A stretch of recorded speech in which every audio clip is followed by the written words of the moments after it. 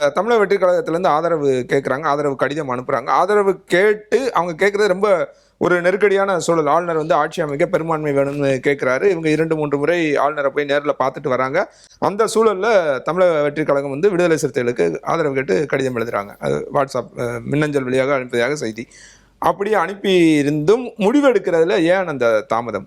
அதற்கு பின்னால் நிறைய விஷயங்கள் பேசப்பட்டது. இவர் வந்து தமிழக வெற்றி கழகத்திட்ட டிமாண்ட் பண்றாரு அப்படின்ற ஒரு டாக் போயிட்டு இருந்தது.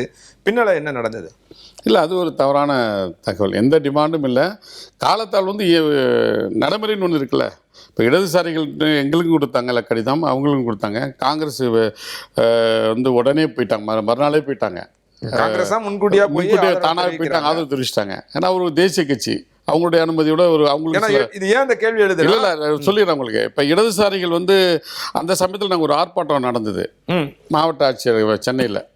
கேஸ் விலை உயர்வு கண்டித்து இடதுசாரிகள் எல்லாம் இணைந்து ஒரு ஆர்ப்பாட்டம் இருந்தது. அந்த ஆர்ப்பாட்டத்தை முடிச்சு தான் முடிவெடுப்போம் அப்படின்னு சொல்லி சொன்னாங்க.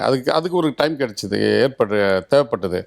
அதன் பிறகு பத்திரிகையாளர் சந்திக்கிறோம் சொன்ன இடதுசாரிகள் என்ன முடிவெடுக்கிறார்களோ அவர்கள் ஒட்டி நாங்கள் முடிவெடுப்போம். ஆனால் இந்த ஆட்சி அமைப்பது கவர்னர் இடையூறாக இருக்கக்கூடாது, அனுமதி கொடுங்க சொல்லி தொடர்ந்து சொன்னது. ஆரம்பத்தில் சொன்னது விசிகா. இல்ல அங்கதான் கேள்வியுமே. இடதுசாரிகள் செய்தியாளர் சந்திப்பின் போது இன்னும் ஒரு மணி நேரம் 2 மணி நேரத்தில் அவர் கூட்டத்தில் இருக்காரு.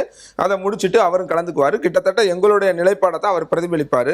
அவர் சார்பா நான் சொல்றேன்னு சொல்லி வீரபாண்டி இந்திய கம்யூனிஸ்ட் கட்சியோட மாநில செயலாளர் வீரபாண்டியன் செய்தியாளர்கிட்ட பேசுறாரு. அவர் சொல்லியுமே அடுத்த நாள் மதியானம் வரை நீங்க பார்த்துருப்பீங்க 5 மணிக்கு வரைக்கும் ஆதவர்ஜுனா சொல்றாரு எங்களுக்கு அனுமதி, அவர் கடிதம் கொடுத்துட்டாருன்னு சொல்ற வரைக்குமே அந்த இது வந்து அறிவிப்பா வெளியே வரலன்றது. அதுல என்ன ஒண்ணும் இல்லை. இடதுசாரிகள் அறிவிச்ச அன்னைக்கு தான் நாங்கள் வந்து உயர்நிலைக்குழு அறிவிச்சிருந்தார் தலைவர்.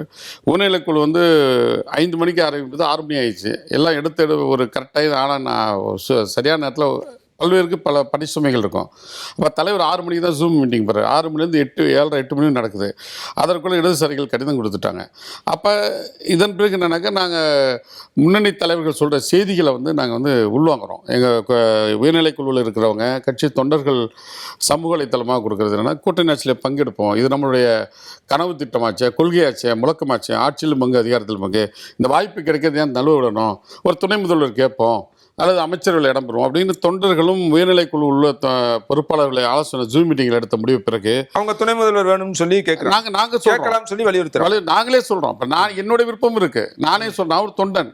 எனக்கு வந்து என் தலைவர் வந்து எங்களுடைய தலைவர் வந்து முதலமைச்சர் ஆகணும் கனவு. அது கிடைக்கல. சரி, துணை முதல்வர் என்ன தப்பு, இதில்னா அவருக்கு என்ன தகுதி இல்லையா? ஏன் தமிழ்நாட்டில் வந்து ஒரு ஜனாதிபதி தலித் பிரதியை கொண்டு வரப்போ ஏன் தமிழ்நாட்டில் மட்டும் தமிழக முதல்வரோ துணை முதல்வரோ தலித் பிரதியை கொண்டு வரதுக்கு தயங்குறாங்க அப்படிங்கிற ஏக்கம் எங்களுக்குள்ளே இருக்கும்ல. அப்போ அந்த அடிப்படையில் வந்து ஜூம் மீட்டிங் முடிஞ்ச உடனே நேரம் எங்கே போகிறாரு தளபதி முதல்வர் ஸ்டாலின் வீட்டுக்கு சந்திச்சு எங்கள் உயர்நிலை கூட்டத்திலையும் எங்கள் தொண்டர்கள் சொல்கிற செய்தி அவர்கிட்ட கன்வே பண்ணுறாரு, தகவலை சொல்கிறார். இப்படி இருக்கு, என்னென்ன பண்ணலாம். இடதுசாரிகள் முடிவு எடுத்துட்டாங்க, இப்போ நான் இந்த ஒத்த கருத்தோடு நாங்கள் முடிவெடுக்கிற நிலைக்கு இருக்கிறோம் அப்படின்னு செய்தியை கன்வே பண்ணுறாரு. கன்வே பண்ணிட்டு வந்துடுறாரு. அன்று இரவு போயிடுது. மறுநாள் காலையில் 10 மணிக்கு செய்தியாளர் சந்திப்புன்னு ஒரு செய்தியை வந்து அவர் தான் முதல் நாள் சொன்னார். மறுநாள் காலையில் செய்தியாளர் அவர் சொல்லலை, எங்கள் செய்தி தொடர்பாளர் சொல்லிட்டாரு. அது மறுநாள் காலை சந்திப்பார், நேரம் சொல்லல, மறுநாள் காலை சந்திப்புன்னு சொல்லிட்டாரு. அப்போ மறுநாள் காலையில் என்னன்னாக்கா ஆதரவு கடிதம் மட்டும் கொடுத்தா போதுங்களா? வெற்றி பெற்ற 2 சட்டமன்ற உறுப்பினர் கையெழுத்து பண்ணுங்களா? ஒரு சட்டமன்ற உறுப்பினர் காட்டுமன்னர் இருக்காரு, இன்னொரு சட்டமன்ற உறுப்பினர் தன்னுடைய தந்தையாருடைய நினைவிடத்துக்கு விருதுநகர் போயிட்டார். யார்? வன்னியரசு, அண்ணன் வன்னியரசு. இப்போ திமுக என்ன சொல்லிட்டாங்க, 10ஆம் தேதி வரைக்கும் அனைத்து சட்டமன்ற உறுப்பினரும் சென்னையில் இருக்குன்னு சொல்லிட்டாங்க. நிறைய சட்டமன்ற உறுப்பினர் நன்றி சொல்ல நன்றி தெரிவிக்கிற பிரச்சாரத்தை துண்டறிக்கப்பட்டு கேன்சல் பண்ணிட்டாங்க. அதிமுக உறுப்பினர் கொண்டு பாண்டிச்சேரியில் லாக் பண்ணிட்டாங்க. அப்போ அதன் பிறகு தான் உடனே ஒரு தலைவர் வந்து உடனே வன்னியரசில் பேசுகிறாரு. முடிஞ்சால் நைட்டே வந்திருப்பாரு. ஆனால் ஃப்ளைட் இல்லைண்ணே, காலையில் தான் ஃப்ளைட்டுக்கிறாரு. அங்கே 9 மணிக்கு ஃப்ளைட்டு, 11 மணிக்கு 10 மணிக்கு ஃப்ளைட்டு, 11 மணிக்கு வராரு. வந்தவுடனே நேரம் தங்கியிருக்க ஹோட்டலுக்கு போகிறாரு. உட்காந்து பேசி டிஸ்கஷன் பண்ணி அப்புறம் அவர் காட்டுமன்னாவில் அவரும் வந்துடுறாரு, அண்ணன் ஜோதிமணி வந்துடுறாங்க.